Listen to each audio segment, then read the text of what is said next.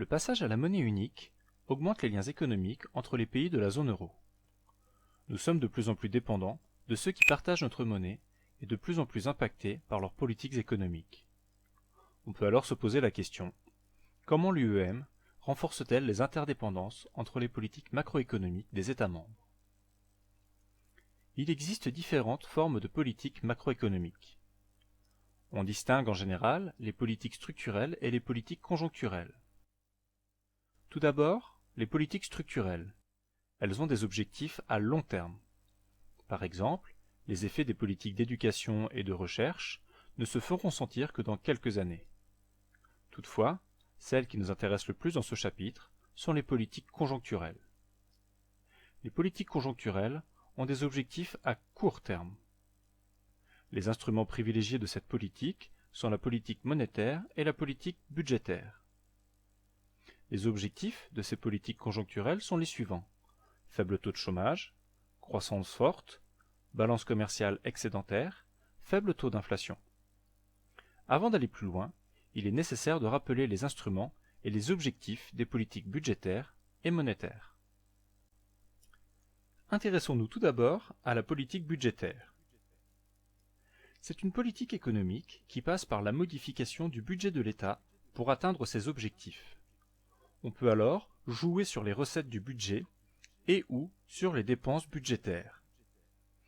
On distingue deux objectifs. On peut tout d'abord relancer la croissance économique lorsqu'elle s'essouffle. On choisira alors d'augmenter les dépenses publiques et ou de réduire les prélèvements obligatoires, quitte à creuser le déficit budgétaire.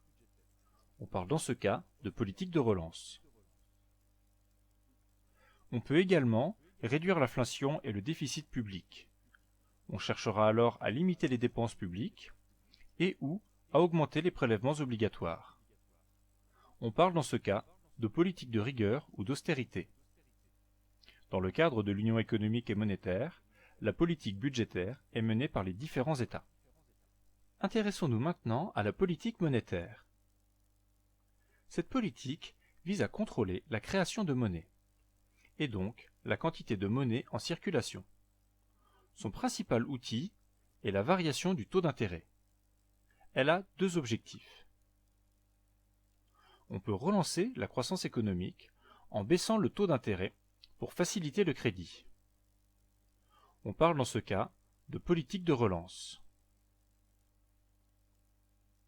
On peut également réduire l'inflation en augmentant le taux d'intérêt, ce qui réduit la quantité de monnaie en circulation. On parle dans ce cas de politique de rigueur ou d'austérité. Dans le cadre de l'Union économique et monétaire, la politique monétaire est commune à tous les États membres de la zone euro, et elle est menée par la Banque centrale européenne.